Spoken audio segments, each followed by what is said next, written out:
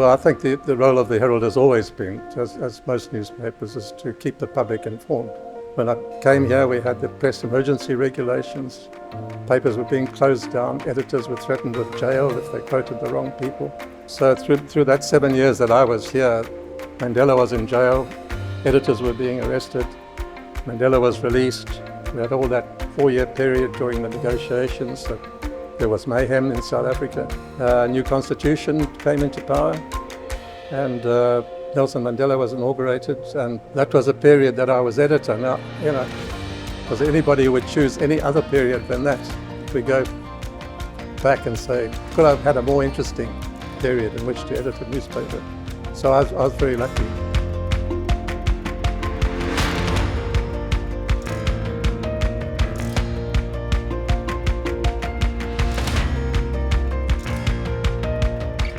The Herald's role in Nelson Mandela Bay is it's multifaceted. So we're a watchdog of local government, we're a watchdog of business. The Herald is actually a daily record and a mirror of the joys, the tragedies, the good, the bad, the beautiful and the ugly. I think it's really important for us to acknowledge what came before us and to celebrate our history and our ancestors who actually made us who we are today. In particular in the context of media freedom. I think the one thing that the Herald proudly is a bridge between all those different communities and is a voice for all those communities who inhabit the city. Nelson Mandela Bay is home to the newspaper that actually kicked off and still kicks off freedom of expression.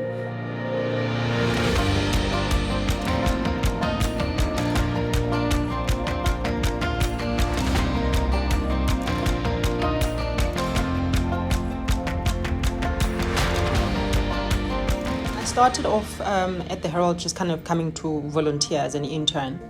It was really the perfect place for me to start my career because, any story that we did was not something abstract, right? That was kind of happening out there in a much bigger world.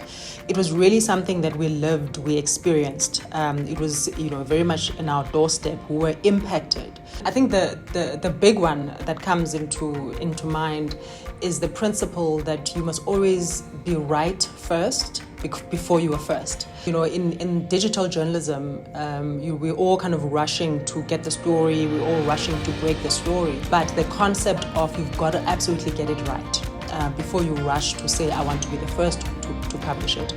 And it's a non-negotiable. It was a non-negotiable for us. It's still a non-negotiable that even as we moved into a digital space, the cornerstones of journalism have got to absolutely stand.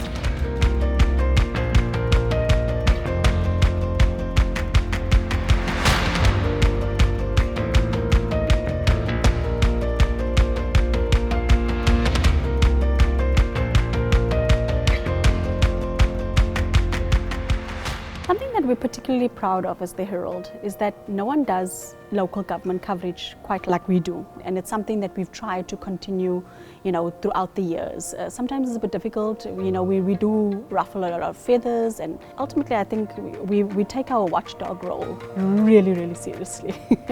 If you want to know what's happening in our city, you best believe the Herald's going to know. It's important for us to be, to be agile, and also adapt to what audiences want, but we are the mouthpiece of these people. We are the crusaders of the city, and that's not going to change in whatever format we do that. That remains to be seen.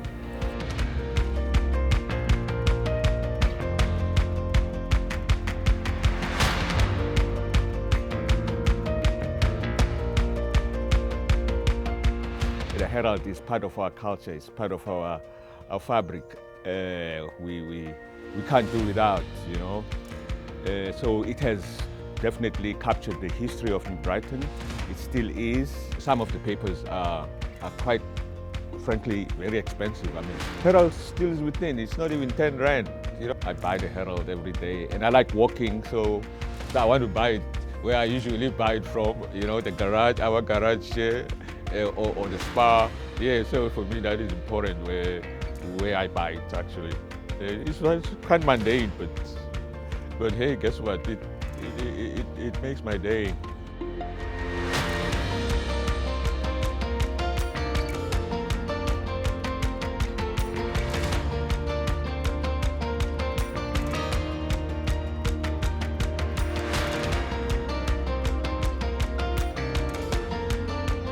What I do enjoy about this publication is its enduring legacy, its capability of being a champion for the underprivileged. Its hyper-local connectivity has been one of its enduring hallmarks, and it's one of the things that has made this publication succeed. The community that it serves has really stayed loyal to it because they see the value and the power and the potency of this publication. There's going to be an explosive digital expansion of the Herald content that is going to be easily accessible, but we are not going to be dumping down on the quality of journalism. And we really trust that the next few years and the next decades, we're still going to find this epic publication still existing and still fighting for the local citizens.